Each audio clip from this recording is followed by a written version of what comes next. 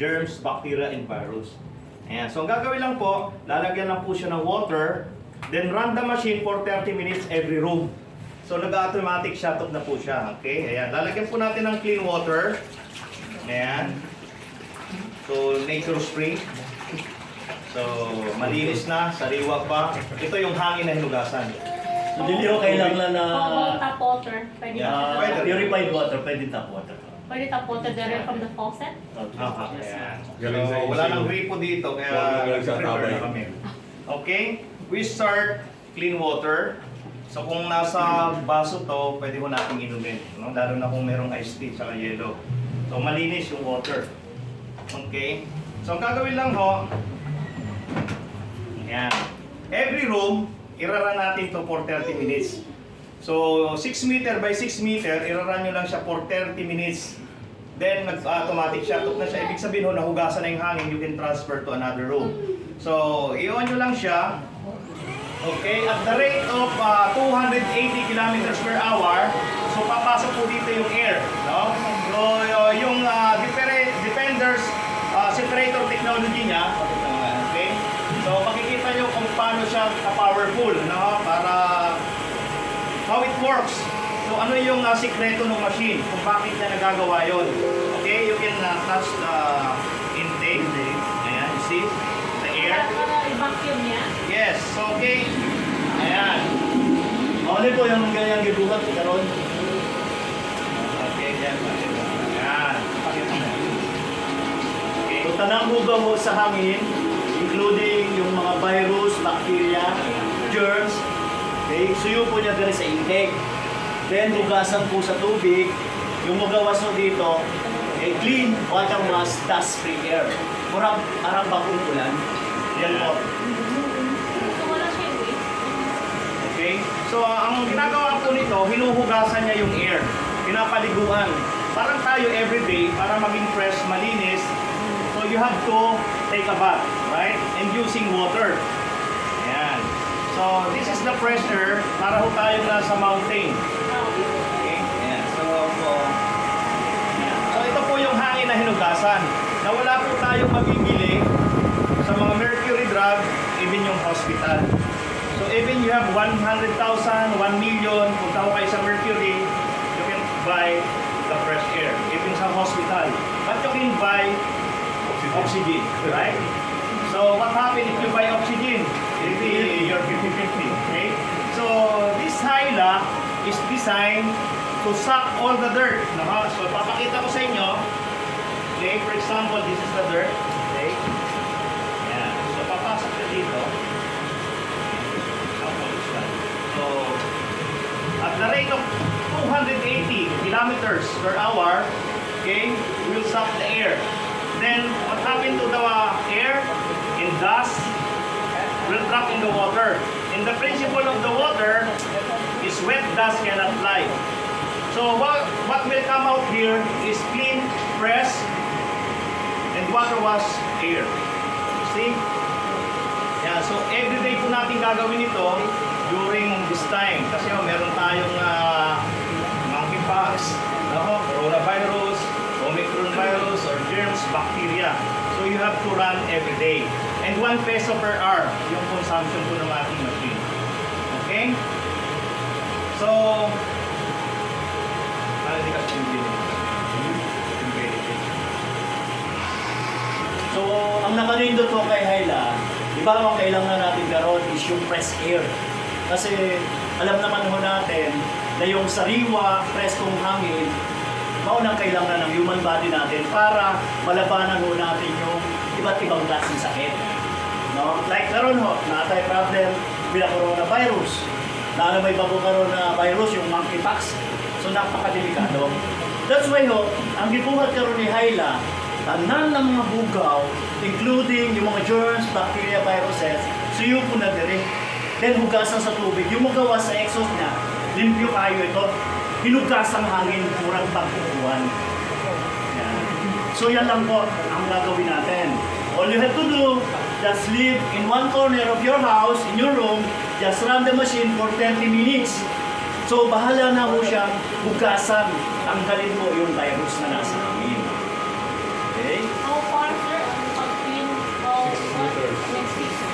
by 6 meter by 6 by 6 or 36 square meter, just run the machine for 30 minutes. So nakanindot di kay Hyla, every 30 minutes nag-automatic siya po siya.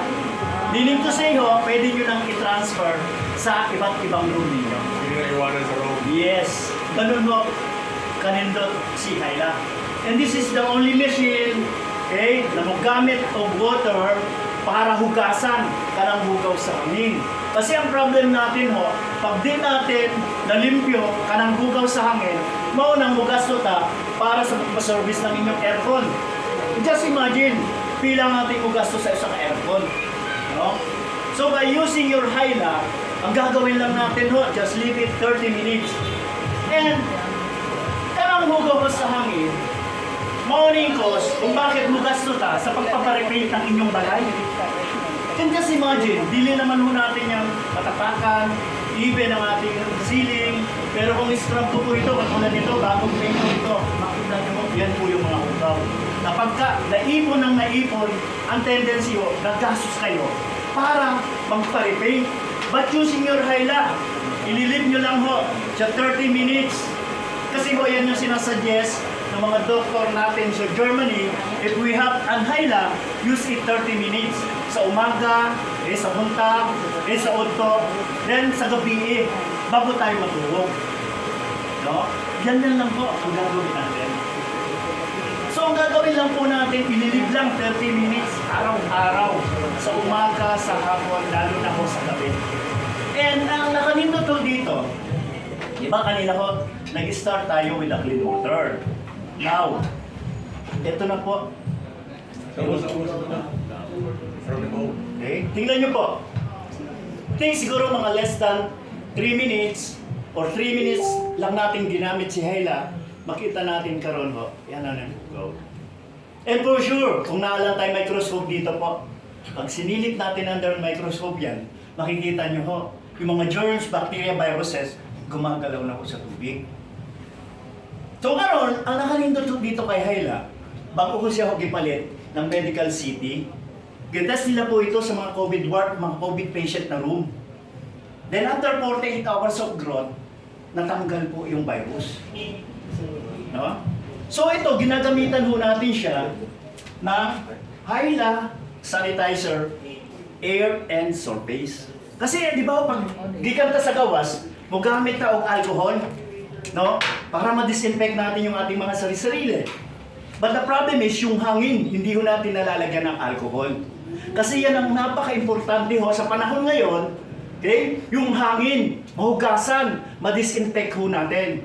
So that's why, ang gagawin ho natin, every time we use our Hyla, use it 2 to 3 drops nitong Hyla sanitizer, air and surface. That's the second function of your Hyla. So kanina it's just washing of the air. Yes, ma'am. Para ho, matanggal natin yung dumi, yung hugaw, yung mga germs, bacteria na nasa hangin. So we used But to now, have our aircon parang pa-service every 3 to 6 yes, ma'am. Karon ho, makakatipid na kayo kasi ho, ang ginagawa niya, Ano unang bang siya, function. sir? Yes, ma'am, yung hugaw sa hangin.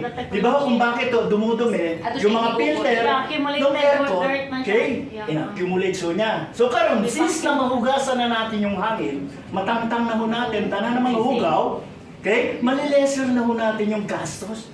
You can just imagine. So ang pinopromote po ni Hyla is yung KKK. What is KKK? Kalinisan. Kasi speaking of kalinisan, di mo na kailangan kada adlaw magtrapo ng ating mga appliances. Just imagine po, ang sa ka-table, trapuhan po natin. Balik na after 5 minutes, ando doon na naman po yung hugaw. Balik ka po. Example, sir, we have this table, no? Na Yes. may accumulated dirt na siya. Let's say, wala pang Hyla ha, so that may accumulated dirt. So pag i-on mo yan, mag-clean yan without touching. Yes, ma'am. Kasi di ba yung mga hugaw po na ito na nasa hangin natin, ito po, nagsisettle down po yan. After 5 Yung dirt minutes. na, stubborn dirt ba? Makuha ba yan? Yes, kasi po yun yung unang function ni Hyla. Hugasan ang tangon kanang tanan ng mga hugaw na nasa hangin.